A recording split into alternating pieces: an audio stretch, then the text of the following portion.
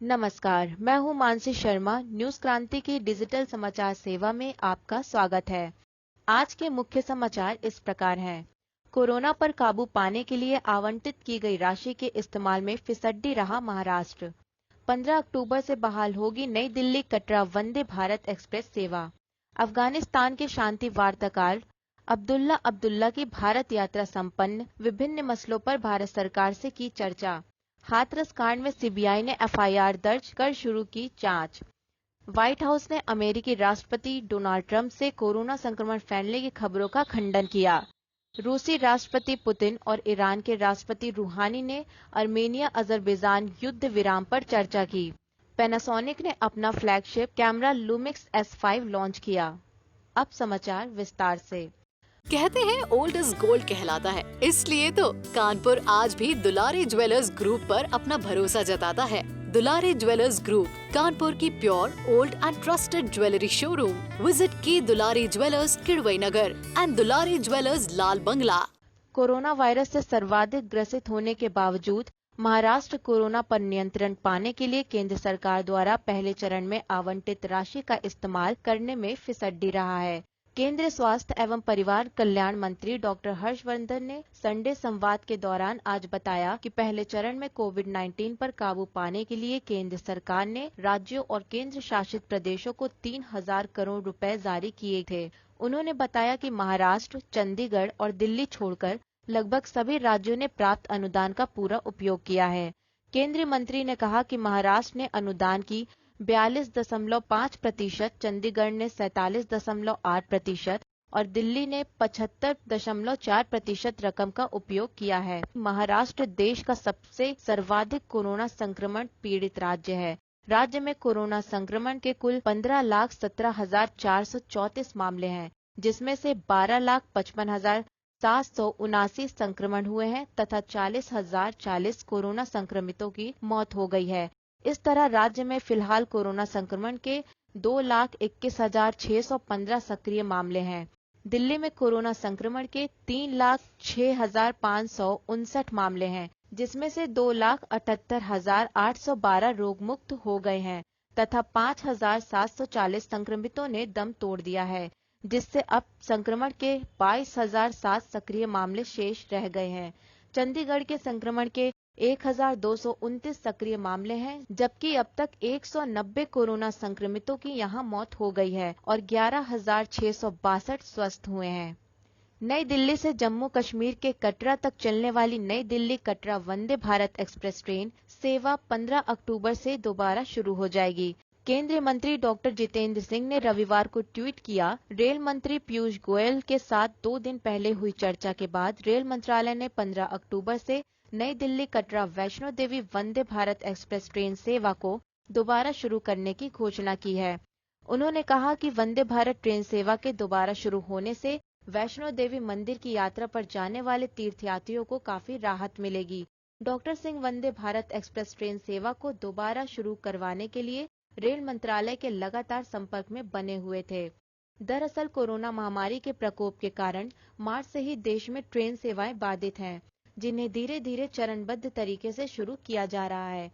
Semi high speed Vande Bharat express train सेवा की शुरुआत देश में पिछले वर्ष अक्टूबर से की गई थी। इसमें केवल 8 घंटे में नई दिल्ली से जम्मू कश्मीर कटरा पहुंचा जा सकता है। यह ट्रेन प्रधानमंत्री नरेंद्र मोदी की महत्वाकांक्षी मेक इन इंडिया परियोजना का हिस्सा है।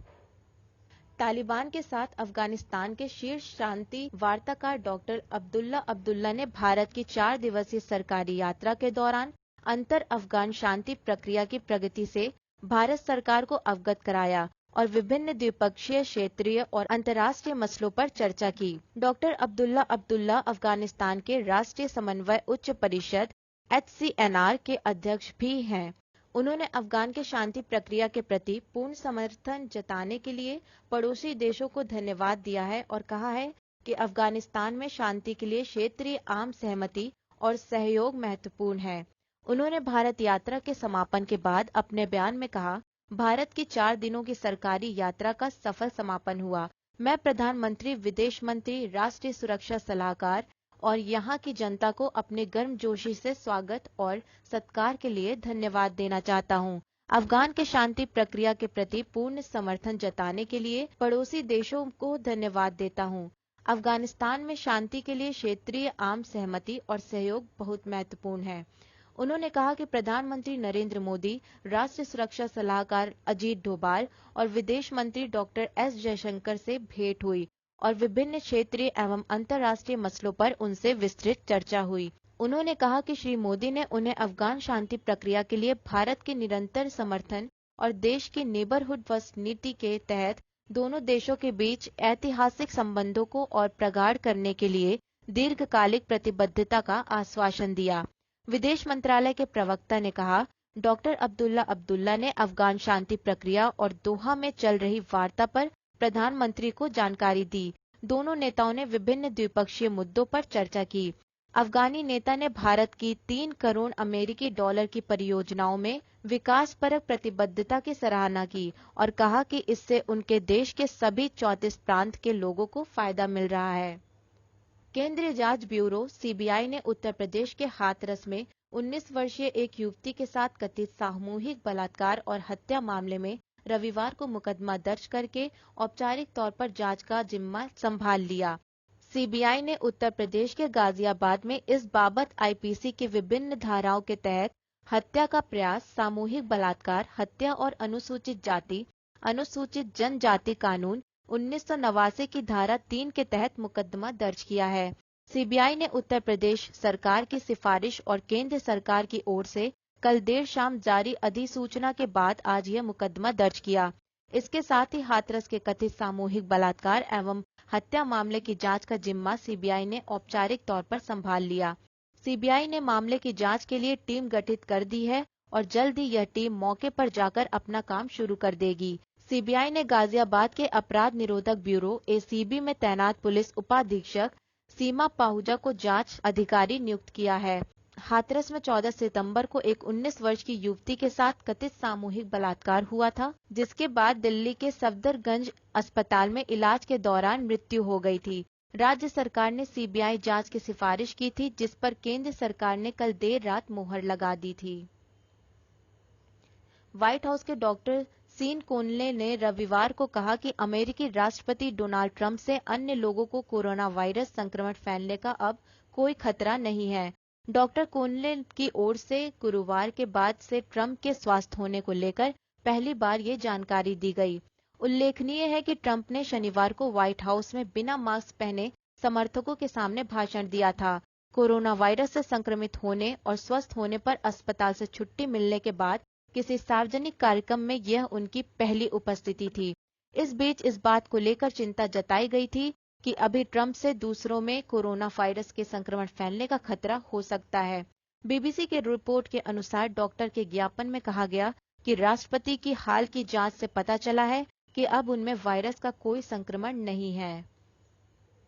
रूस के राष्ट्रपति व्लादिमीर पुतिन ने शनिवार को ईरान के राष्ट्रपति हसन रूहानी के साथ फोन पर बातचीत कर नागोर्नो काराबाख में युद्ध विराम समझौते के लिए मॉस्को मध्यस्थता का समर्थन किया।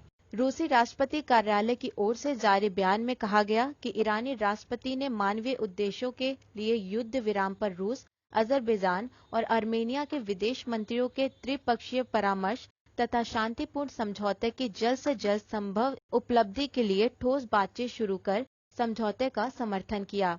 बयान के मुताबिक दोनों नेताओं ने कोरोना वायरस महामारी के प्रसार का मुकाबला करने और रूस द्वारा विकसित स्पुतनिक वी वैक्सीन पर हर मुमकिन सहयोग देने को लेकर द्विपक्षीय सहयोग पर चर्चा की।